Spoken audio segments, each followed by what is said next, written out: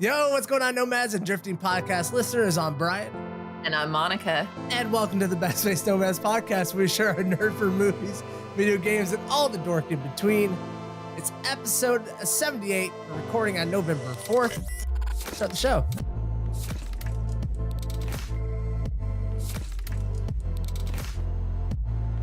All right, Monica, well, we got a lot to jump into today, but before we do that, we like to ask all the listeners a question at the end of the podcast. And last week we asked, what gaming character gives you the heebie-jeebies? And we got a few responses. Here are some of our favorite ones. From iKyle Crunk, he responded to us and said, look up Rel from Warframe, rap, tap, tap. And you know what? Sure enough, I did. He sent me a little video link, so he knew I knew what I was talking about. And that is some scary, scary stuff. Why are people playing Warframe? I thought this was like a fun PvP, like, hack and slash, like shooter. This is a horror game wrapped under the guise of like, no, it's going to be fun. Enjoy yourselves. The rap, tap, tap noise, it like bounced from like headphone to headphone. Did not like it at all. Yeah, it was very creepy. We also had Zimmy Z emailed us and said that Donald Duck in Kingdom Hearts gave him the heebie-jeebies because the lisp. Look, if Zimmy Zoom isn't going to take this seriously, I'm going to stop asking questions. Donald Duck's list from Kingdom Hearts. Donald is a wholesome duck from the Midwest. All right. Everyone loves Donald Duck. Not Zimmy Zoom. Not Zimmy Zoom. And then Angela M sent us a response that says she is extremely creeped out by Pyramid Head and she doesn't like to see them in cosplay. Yeah. Oof. What are your feelings on Pyramid Head? Because I'm not that afraid of Pyramid Head. I don't know if it's because I really haven't played Silent Hill, but Pyramid Head's a pretty creepy character, and I think what's funny is I feel like I've actually seen quite a bit of Pyramid Head cosplay. I think it's a little bit of an easier one to achieve. Mm-hmm. So she's probably got to have a pretty hard time at convention. Especially when they all get together and take like everyone that dressed up as Pyramid Head gets together. Oh, Angela just like walks into it. Yeah. All right. If you want to have your question maybe brought or your response brought up on air, make sure you leave in the comment section on YouTube or hit us up on Twitter with your response. But let's jump into Fallout 76 because they started their beta this week. And they actually, before they released the beta, sent out a letter to all of the Bethesda fans who are going to be participating in this event. Here's my favorite paragraph because they kind of just went over their history as a company, where they have been, how they're growing. Here's the best part. Starting tomorrow, when the beta starts, it's finally time for Fallout 76 to begin its real journey, because all you know, as all of you will truly bring it to the world. Usually after years of development, we finally finish and release the game and then take a break. With 76, we feel like we have not finished, but reached the starting line where all the new work begins. That's a big yikes for me, Monica. This is where the real development starts after you release the game to the public. What's going on there? Oh my gosh. So here's how I read this whole letter. So they put out this letter to the public and said, okay, here's basically like how we want you to approach this, which is basically, I would say, like a longer, wordier, more eloquent version of Steam's Greenlight, which is basically that this game has probably no value, and you are taking an ultimate risk by purchasing it and participating in playing it. It seems like Bethesda was basically saying, hey, we used to be this development house that put out quality content, and we put a lot of effort into it before. But, why would we continue to do that? Clearly, consumers are idiots and will just buy anything. This has been proven over the course of the last 5 years. And we're kind of tired of putting in the effort to make a game that's quality before you guys start touching it. So we're just going to go ahead and jump onto the old early access type idea. Yeah, they. I think you're 100% right. It's like they're looking at all the other developers like Bluehole, I guess Epic now, and like, man, how come they get to put out stuff early and make money and then get forgiven for all the mistakes? We should get in on that action. They were just jealous of all these other companies. Because Bethesda is like a pillar of light within like the PC gaming community. Like there's not a lot of strong developers left for the PC gamers. And Bethesda has always been the one that's like when it gets rough, come on home back to us. We're gonna give you a like excellently crafted game that's pretty much bug free at release. Um, it really looked like it's like they had an idea that they wanted to do a Rust style game, and they're like, let's just slap Fallout on there and make that happen, and that's gonna be our game to sell. Well, another thing is too is that, they're not even they're like they don't even really know how to be a bad, game development studio. Like, they don't have practice in that. So it's really awkward to see Bethesda going through some of the problems, launch problems and the way that they're a professional, group, but, there's still been, some problems, and it's like, guys, like, this is just not acceptable even for a game, that is, like, early access and people are expecting it to be trash, you know? Mhm. It really like it's like Bethesda is the good guy nerd who goes to the bar and like tries to put on like the bad boy routine to pick up women. Like you don't put a letter out about how bad your game is going to be. You just let everyone like, figure that out for themselves and then apologize, Bethesda. Like you got to speed up a little bit here in your thinking, Yeah. because it definitely looks like Bethesda is like coming down with microtransactions down the road. This is definitely going to be a game where you purchase for $60 and then cosmetics are going to be thrown into this game 100%. This is going to be a cash cow for Bethesda over the next 5 years, and it's getting off to a fairly rough start. Yeah. Well, and that's if it is going to be a cash cow, if they do want people to be invested in it, I'm sure that they have learned from a handful of companies that have put games out like this, not listened to the community, and then ultimately not had anyone playing, hopefully. Uh, but they really they really have to have it locked down to a certain point where the types of issues that they are working on fixing aren't actually breaking the game itself. They might be Mhm. nuisances, but they aren't breaking the game itself, and it didn't seem like it was there. I don't know all of the problems that were reported, but I know that there were, some of them were, I think were more serious. There were some like pretty serious ones. Like they didn't get off to like a good start at all. There was one they said the beta was going to start at 5 p.m. Eastern. Turns out it was supposed to start at 7. There was a whole cooldown thing. The person who had set the timer was setting it to mountain time for some reason. That got lost in the fold. So people were waiting around for an extra 2 hours to even play this game. If you did manage to get the game opened up, it accidentally deleted all the files. So this is like a huge 70 gig game where people just had the files deleted because they accidentally got into the game early. Yeah. And so that's a big yikes. Oh my god. There's also some big issues that go on with FPS. Playing on the PC, people were starting to notice that other players were running faster, shooting and reloading faster, and no one could really understand why until they found out the root of this was had to be based on your FPS. If you had better FPS, you could run faster. That's cool. FPS was locked, but some people figured out how to unlock it manually. And when they did, they pretty much just had Godspeed, like they were flying over this map. Like, so it is not going great. It's not Yeah. going great there. Uh, but to be honest, all these like technical problems kind of I think overshadow the biggest obstacle that is to come. And can Bethesda blend together a community of single player people and multiplayer people because they have very different objectives on what they want out of a game. And every time we've seen this done in the past where they try and bring those two types of communities together, it's like not worked at all. You can't make everyone happy, and they're going to try, believe me. And games like The Division come to mind, where they tried to blend those two things together, and it ends up being a bust. Yeah. Well, it'll be interesting, and I guess, if I agree with you. I haven't really seen a game where single and multiplayer, blended well.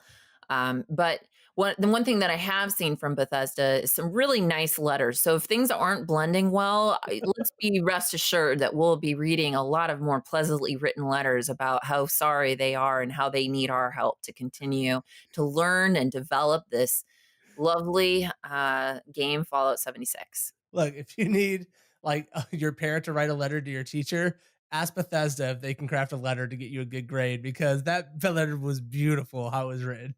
Mhm. All right, let's move on to Harry Cavill being casted as Geralt, a Netflix adaptation of The Witcher. If you guys haven't listened to any of the podcast, just randomly click on a podcast throughout our whole catalog. And I guarantee you there'll be a moment in that podcast where you're going to learn that Monica is one of the biggest Witcher fans on the face of this planet. So I've got to get a hot take from Monica because they finally released the picture of Henry Cavill in his makeup and hair and full costume for Geralt. What do you think about this stud? I was horrified. Horrified. All right. So this was a little bit difficult to talk to because you have to visually see the reveal. So if you might want to even pause it, go look it up real fast. If you're driving and listening to us on the road, don't look it up real fast. Check it. Just listen to my description, okay? So close your eyes. In the game, your hair is normally cut to about shoulder length, and you've got half of it cut into like a little bit of a ponytail, and you're looking pretty cool. Like and you're also got a stern. You have a stern look, and you can just tell that this is a grizzled man. This man's earned his scars that are riddled across his body and face. He's tough. It's hard to break into his personality, and you only get tidbits of his personality as you continue to go through the game. Well, let me just tell you what a wanker Henry Cavill looked like. All right, I felt like I was looking at Legolas meets somebody that got a little bit dirty in a pigsty. I literally do not understand, for one, why his hair is so long, why his face. Henry Cavill has this really sharp jawline, which fits for the character, but they somehow made his jawline look weak, probably because with this long, beautiful, lustrous gray colored hair, he also doesn't have a lot of scars going on. Like, where are the scars? Why does he not look rugged? And then the weirdest thing is they put out these like short little videos, right? Very short clips of him just looking at the camera. He looks almost like sad. He looks like he's like, I could really use a hug right now. Or thinking a little bit about recycling, reuse, reduce. What's going to happen in the world? He doesn't look like he's ready to just start killing things at any moment. Like he's ready to just go into a whorehouse and pick out a lady of the night. This does not look. He looks sad. It was. Does. And then beyond that, they put this other short. Sorry, guys, I'm getting worked up right now. Okay, they put this other short clip of him where he's just sucking on a potion. No one in the video game sucks on these potions; they drink them. Why does he look like he is like? It's like, no, this is a potion, man, not mama's teat. I just don't understand. Oh, yeah, I think you're right about that, Monica. I saw this thing and they tried to have him do some like screen tests where he would look like kind of like the promotional posters for The Witcher. And I think that's probably the worst thing they could have done because it's like everything you said about him, you can have a side-by-side comparison with how Geralt's supposed to look. Because he looks absolutely ridiculous.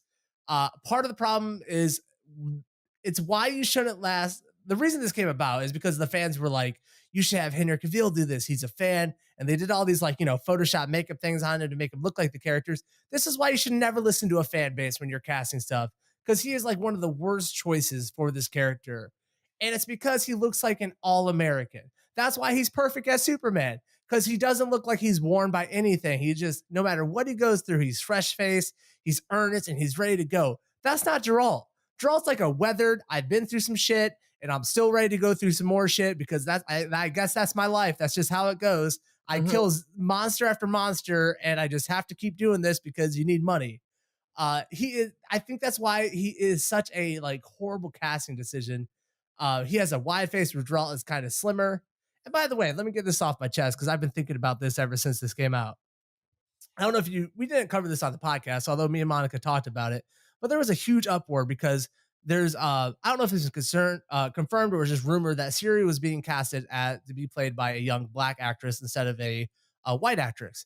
And there was nothing but outrage from all these people on the internet saying that, how could you do this to the Witcher series? This is Swedish culture. Where are they at now that this all-American Henry Cavill guy is playing this character In who's, a Legolas wig. yes, where are they at? Like, he does not look like how you would imagine it. He's an American. He's not from Sweden or wherever this or Norway, wherever this is like place, like whoever the author. Like, I'm just saying, like, where the fuck are they at? And why did they get upset when? Oh, I've Yeah, been thinking about that for a couple of days and how much bullshit that is. Man, yeah, these motherfuckers and their high horses about like who the fuck they cast. yeah, Oh, that being yeah. said, Henry Cavill is an awful choice. Yeah, I just I'm not digging it so far. Another thing that really drives me nuts is like this is a great story. There is a great story to have happen with this show. And Mhm. I just feel like it's going to turn into something that's like Beastmaster or Yes. like for those of you guys who are readers who love the Sword of Truth series, they made a show about the Sword of Truth series. Totally ruined it. It felt like Xena. Now, granted, I like a good Xena, but that's a different type of show. Okay, I like a good Xena episode. All right, whatever. But this should be more serious. This could be artful. This can be more like a Lord of the Rings, and I would love Yes. to see that happen and have it not feel like Beastmaster. And maybe I'm aging myself a little bit by talking about Beastmaster, but you guys, if you know what I'm talking about, you know how corny that was, and you Yeah, it definitely ever since there's a lack of seriousness from that character reveal and like the look on his face. I agree with you. We're about to see like Beastmaster set in Scandinavia. It's gonna be exciting, Monica. I can't wait to watch it with you. know. All right, let's move on to Red Dead Redemption, which was released earlier this week. To much praise of the entire community, this thing's getting rave reviews. It's a watershed moment for gaming. This is the high water mark. Like, we could only go back from here. But here's what we want to focus on. Why is the thing not on the PC yet, Monica? Why is this only being released on the Xbox and the PS4? Do they not know that people like me love to play cowboy on my PC?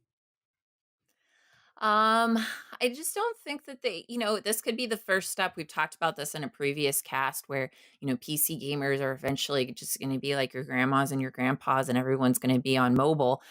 So maybe they're just like, this is the first move into that realm. Hey, grandma and grandpa, you guys don't get to play the cool games anymore with all of your computer parts that you put together. Screw you. I think you're right, and I'm pretty sad about it.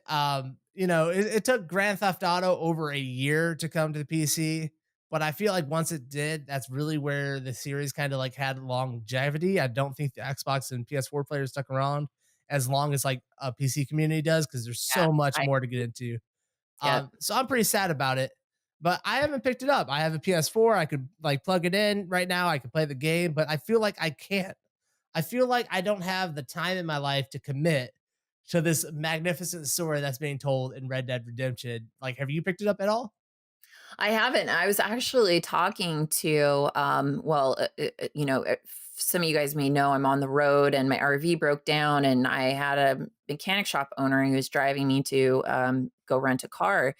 And he found out that I had a video game podcast, and he goes, "Oh, I've been trying to convince my daughters to not necessarily not be with the guy that she's with because he plays video games, but he's like he's a little old." And I'm like, "No, man, no." We started talking about Red Dead Redemption, and I was just like, "Yeah, I would love to play, but the only thing is these really story. I mean, it's a great story. They do a great job, but it." I started thinking about it. I'm like, "There's no way. I mean, that's like at least a 60-hour game, Mhm. probably much longer. I'm sure you could trim it down if you only did the very baseline story, but." That's an investment of time that is really hard to commit to right now, and it's been hard for me to commit to RPGs, which is something I love. I love RPGs as a whole. It's Mhm. probably my favorite genre. Um, it's been hard for me to commit to them just because I can play 2 to 5 hours, um, and then it might be like a week and a half before I can get back to it. That's tough. I forget what I had going on. Yeah, I agree with you. Like, because I'm like you, RPGs are what I grew up on. the best. I honestly think they're the best genre in gaming. They can I resonate or they resonate with me the most. And I don't want to pick up Red Dead Redemption until I know that like I have a good enough time in my life to where I can sit down like 2 hours every day consistently and play this game, Hmm. because it just feels like something like I don't want to get disconnected from once I start playing it. Because when you go back, it's just not, it's never the same as when you are first sitting there and everything's connected. Like every time you take a break in between a game and go back, I just don't feel like it's the same. Um, we're talking about it coming to PC. I need Red Dead Redemption on the Switch. I need something that's like a book that I can take with me everywhere. And so any chance I get, I can just pop it open, get me a little bit in there. People are going to think I'm weird because I'm playing video games at the dentist's office, wherever it is. But I think gaming and RPGs in general need to evolve to a point where it's like you can take this anywhere and not be ashamed to pull it out and have people look at you because you're a 32-year-old man who's having more fun than they are reading an Oprah magazine while you're waiting. Yeah. Yeah, I agree. It's interesting because the Switch actually allowed me to put a lot of time into Zelda. And it's only because I could play it when I was in the bathtub. I could play it when I was traveling. I could play it if somebody else was driving the car. You Mhm. know, it was the only reason why I got to put the amount of hours that I did into it, and really enjoy that type of game. So yeah, we do need more, and I don't want to say I would want to play Red Dead Redemption on mobile, but we do need a few more options, I think, out there. There was actually I looked up, different techniques in order to be able to, fit bigger games in, and what people suggest out there is like letting go of the guilt. Okay, I don't have any guilt. Right? I don't have any guilt to let go.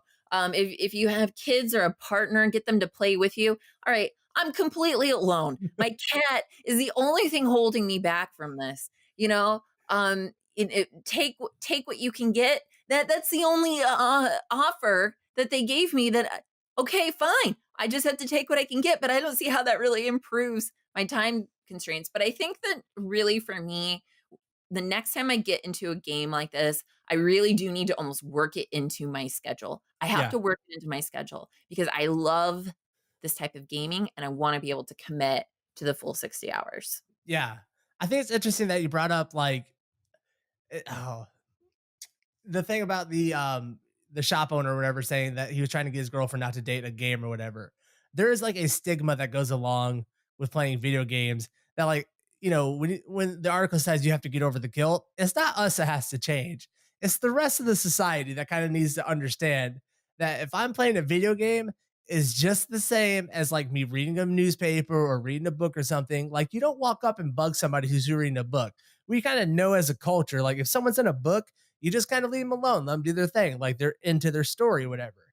But for Mhm. some reason, when it comes to video games, if we have a switch out, if we're on the couch playing, a TV, like no matter who it is in life, they feel like they have carte blanche to walk up and enter and like interrupt whatever you're doing. Mhm. There is something about getting a interaction on a media device where people feel like you should be connected to society and not to your video game. And that's got to change for me. I can't have people around me in my life who interrupt me while I'm playing games. I can't do it. Yeah. Yep. Yeah, I agree. I think that I think that that is taking place. I Mhm. mean, I know for sure that the fact that, he was talking to me and I'm doing the things I'm doing, I think for him it was like, oh wow, like this is someone who's really pushed themselves and is still very, very interested in gaming. So I think it's just a matter of getting out there and, saying, guys, like we're people too. We just Yeah. like something that you don't, you Yes. know? So go out and vote. I mean, Go out and vote. all right. Let's wrap up the podcast this week with talking about BlizzCon. BlizzCon. BlizzCon coming on the heels of it just feels like there's a convention every week now. Like, wasn't it TwitchCon last week? This week is BlizzCon. It's just woo, we're conned out now. BlizzCon's going on. Overall, it was a pretty successful event. There was a lot of really cool stuff announced. Warcraft, World of Warcraft OG was announced, which is like a massive thing for people. Warcraft 3 was announced. It was going to get redone. It's Reforged that they're calling it. That was a massive hit. Overwatch had this massive thing where they introduced a new character. The cinematic was beautiful. And then here comes along the Diablo developers coming along. It's been rumored that there's a huge Diablo coming, a huge Diablo announcement is coming for months and months. We've been hearing about it. It's been rumbling. Diablo. So, We weren't even going to report on BlizzCon this week. We really weren't because there no. really are so many conventions, but this was just so exciting. These other announcements, they're cool. They're fun, especially if you're tied to those games, great. Mhm. This announcement just fit with the theme of this week so well, which seems to just be like getting pooped on, and that we couldn't pass it up, so we had to talk about it. So the developers for the next Diablo game get on stage and they announce that Diablo Immortal is coming. And it is exclusively on mobile devices, Android and iOS. We're not going to leave you Apple users out there to dry. Wow, did it not go over well? Diablo Yeah. is historically a very deeply loved PC game that, it's not like its fan base is massive compared to other games, but it is a deep fan base that like are rabid about the game they play. It did not go over well that they're only going to be playing on the mobile device. So much so that the best part about this whole like Q&A session they had going on, a longtime fan gets on the stage or up to the mic and asks, uh, so are you guys going to like port this to PC or is this just like a phone thing? The developer says, oh, right now we only have plans for mobile development. It's the first time I've seen anybody at BlizzCon get outright booed, just straight booed to his face, to which all these developers on stage open up and go, what?